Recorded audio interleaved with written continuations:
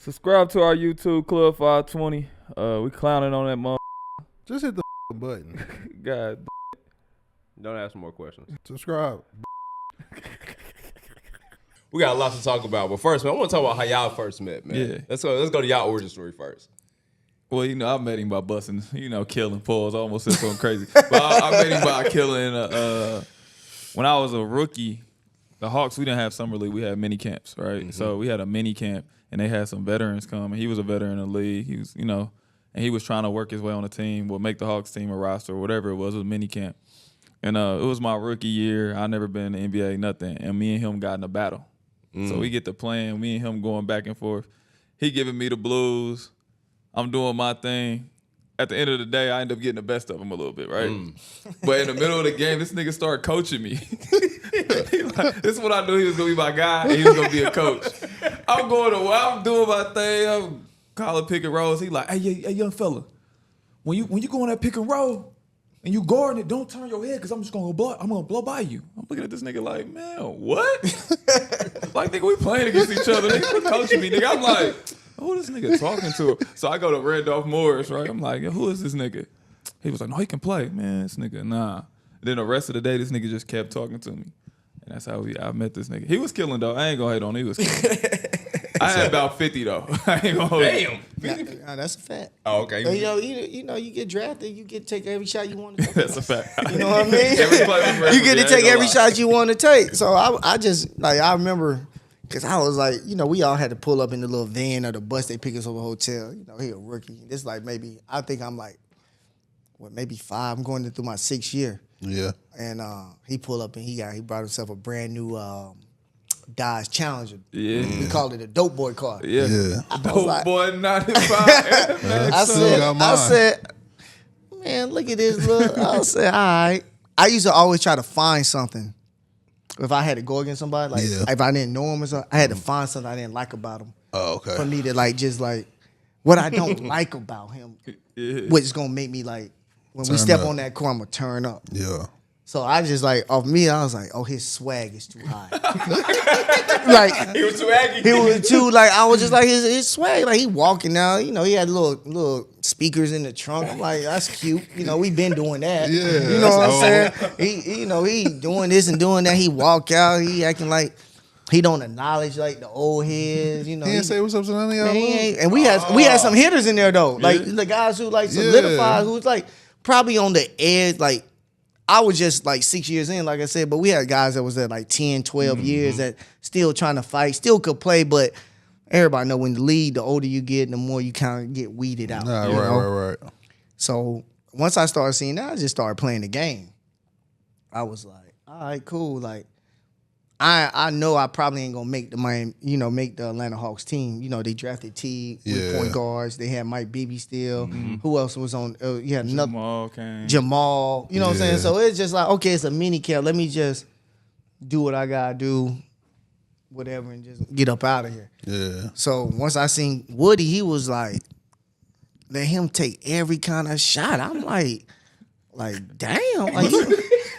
if he wanted to turn backwards from the 3 and throw it like this, they wasn't gonna say nothing. I'm like, oh, they really gonna try to build this team around this young boy. So I'm like, all right, let me figure it out. And my dad always taught me change lives. Yeah. Pay it forward. And I was like, he fast, stupid athletic. Yeah. Got a crazy crazy. He kept hitting me with this one simple move I could never stop. I always bid on the crossover, and it was a step back into the 3. Ooh. Had a little jumper too, but his pick and roll game was trash. He didn't know the game. He didn't know the game. He was a one-on-one player. Yeah. So in the pick and roll, I just started. We icing it. He turning the ball over, and I was like, I'm just gonna start talking noise on it, turn them up, because I was like, I'm basketball to me is 8% mental, 20% physical. Yeah. So I was trying. He a rookie. He ain't never been in no situation. I'm getting his ass. We're we icing him. He ain't got it. Low man pull over. We turn it over left and right. Damn. And so then I was like, I felt kind of bad because I saw him getting frustrated. I mean, I had 50. No. You had 50 off of like 25 free. They started calling ticky tack stuff. I kid you not, he took about 25 free throws. Oh, so they watered And then it the down. other 25 was legit. They couldn't Oh, guard me. The so other they watered 25 it was down. legit. I'm gonna tell you what started happening. Y'all had that big slow dude on y'all. Yeah, I was in a no-win situation. Big man, I kept calling in him no-win up. situation. In and out, by him. I figured it out. I was like, oh, they icing. I'm just gonna keep the ball in the middle of the floor. Yeah. Yeah. Can't ice me here. Can I? But what I noticed was I was like, for him to have like longevity, Right. and you could see it. Like you can see, like my baby was on his way out, a little bit older. You know what I'm saying? Yeah. And I'm like, it would be selfish of me not to like pay it forward. Yeah.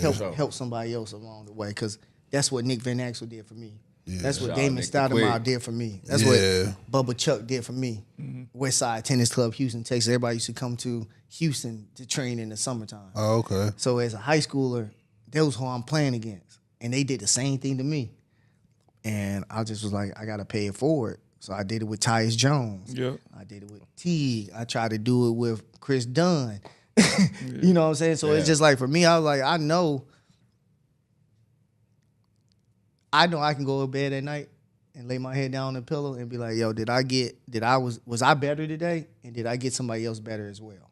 Nah, that's love. And bro. that was just my way of like, because I want no superstar in the league. You know what I Yeah. mean? But my whole thing was like, I want to play 10 years in, so I got to be that locker room guy. I got to be that guy that's always ready. So when the opportunity presented itself, I was ready, and I took full advantage of it here playing for Chicago Bulls.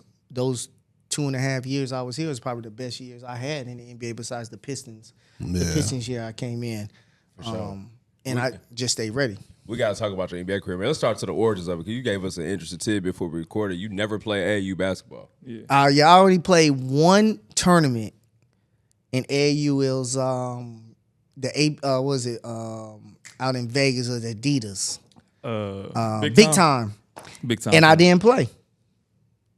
I played for this team called the Houston Superstars. John Urey, they had TJ Ford, Daniel Ewing. Yeah, they ain't no time for you. There wasn't no room. And That backcourt no room, crazy. but I played tennis in the summer. Yeah. So I was top 50 in the country in tennis. Boy, So got good feet. every weekend I was playing in a tennis tournament like Damn. everybody else was playing basketball. But this year I was just like, all right, I told my dad, I was like, man, I want to play.